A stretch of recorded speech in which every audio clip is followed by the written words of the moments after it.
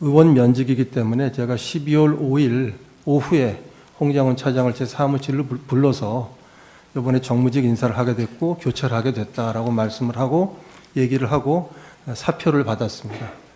홍장원에게 그 11월 5일 날 오후에 말하기 전에 대통령님께 오전에 말씀을 드렸다는 건가요? 제 기억에는 점심시간 때쯤에서 전화 통화가 됐었던 거로 생각합니다. 증인은 2024년 12월 6일 홍장원에 대한 사표 수리의 건과 오후룡에 대한 임명 제청의 건을 대통령에게 올렸죠. 그렇습니다. 아침에 올렸습니다. 증인은 홍장원에게 사표를 받고 이를 번복해서 2024년 12월 6일 아침에 2차장과 3차장이 함께 있는 자리에서 홍장원에게 다시 잘해봅시다 라고 사표를 발리한 사실이 있나요? 사실과 다릅니다. 그런 사실 없습니다. 그런 사실이 없나요? 조금 설명을 드려도 되겠습니까? 네, 말씀 주시죠. 2차장, 3차장은 아니고 다른 정무직, 즉 기조실장과 같이 있는 세 사람이 있는 자리에서 정무직 회의가 끝나고 지금 인사 절차가 생각보다 조금 더 시간이 걸리는 것 같다. 그래서 언제 마무리될지는 모르겠지만 정무직은 언제까지 일을 하던 책임감을 가지고 일을 하는 것이 맞고 나도 그런 생각으로 사는 사람이다. 따라서 정무직 대 정무직, 이 표현을 제가 기억합니다. 정무직 대 정무직으로 제가 부탁을 한다.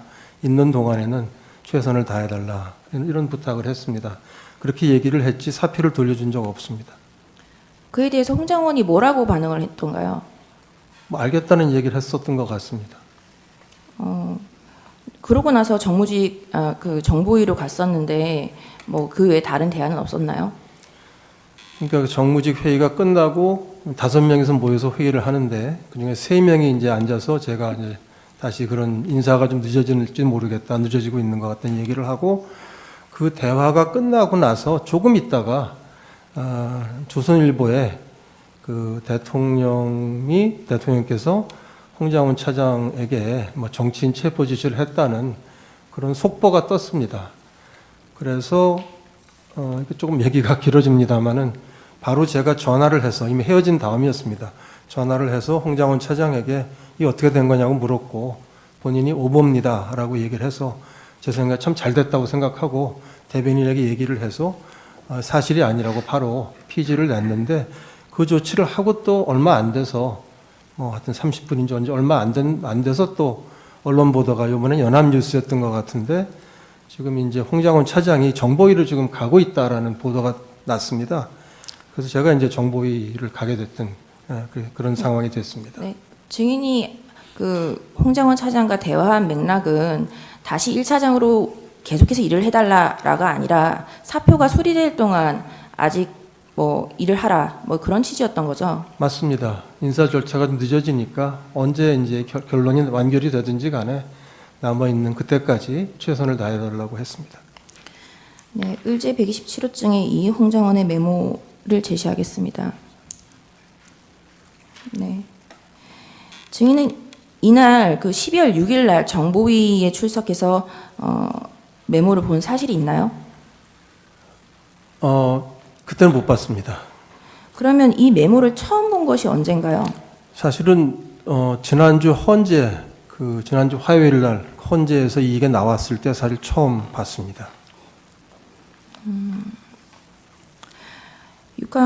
아까 증인께서 정보위에 가게 된 경위에 대해서 설명을 하셨는데 좀 더 상세히 설명을 해주실 수 있나요?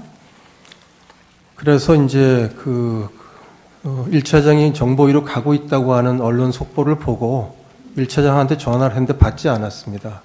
그래서 조금 있다가 제가 신성범 정보위원장에게 전화를 해서 이런 보도가 냈는데 사실이냐고 물어봤더니 지금 1차장이 오고 있는 게 맞다고 저한테 얘기를 했습니다. 그래서 그렇다고 할 것 같으면은 저도 정보위에 가서 제 설명을 드렸으면 좋겠다고 했습니다. 그래서 신성범 위원장이 오라고 말씀을 해서 쫓아가게 됐고 제가 이제 도착을 해보니까 이미 홍 차장은 정보위원장 그리고 여당 간사, 야당의 김병기 의원 세 사람이 앉아있는 자리에서 본인이 하는 얘기를 다 했습니다. 저는 그 얘기를 듣지 못했고 듣지 못한 상태에서 뒤늦게 들어가서 제 얘기만 했습니다. 하고 홍장원하고 이렇게 대화에 대해서 맞춰보거나 고성에 오가거나 서로 공방에 오가거나 그러진 않았나요? 맞춰보거나 고성이 오갈 거는 없고 제가 제가 제 입장에서 쭉 얘기를 하면서 예를 들면 오보입니다라고 얘기했죠. 그래서 제가 부인하는 그 논평을 냈습니다 했을 때 홍장원 차장이 맞습니다라고 얘기를 했습니다. 그런 식의 좀 확인은 한두 번 있었지만 고성이 오갈 일은 없었습니다.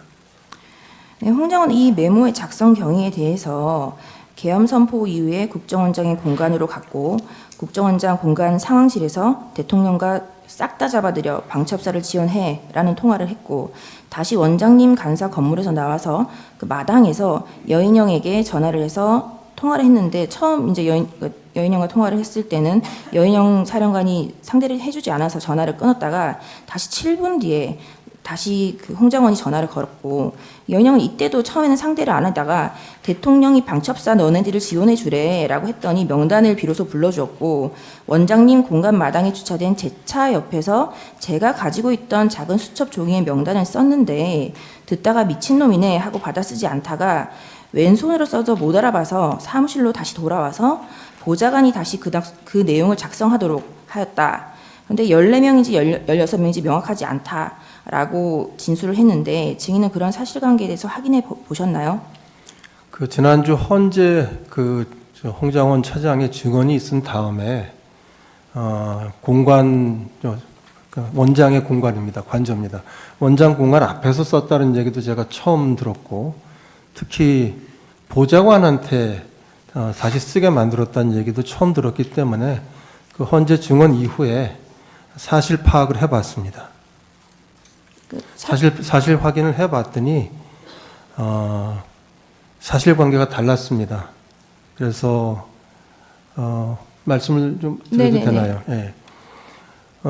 두 가지가 특히 달랐는데 이제 하나는 홍장원 차장이 11시 6분에 국정원장 공관 앞에 어두운 공터에서 갑자기 이제 메모를 쓰게 돼서 주머니에 있는 메모지를 꺼내가지고 급히 썼다라고 했는데 저희가 확인을 해보니까 11시 6분이면 홍장원 차장은 거기가 아니고 그 청사에 있는 본인 사무실에 있었습니다. CCTV로 확인을 했습니다.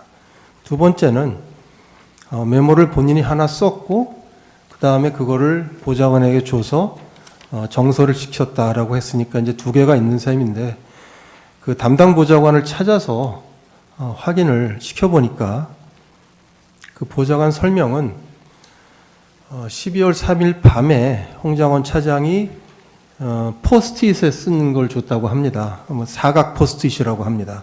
그 포스트잇에 쓴 걸 줘서 본인이 그거를 정서를 했다는 건 맞고요. 근데 다 도로 드렸는데 12월 4일 그 다음 날입니다.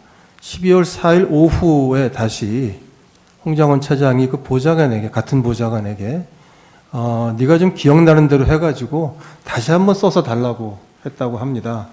그래서 보좌관은 사실은 가지고 있는 게 없고 하기 때문에 자기 기억을 더듬어서 그 메모를 하나 더 썼다고 합니다.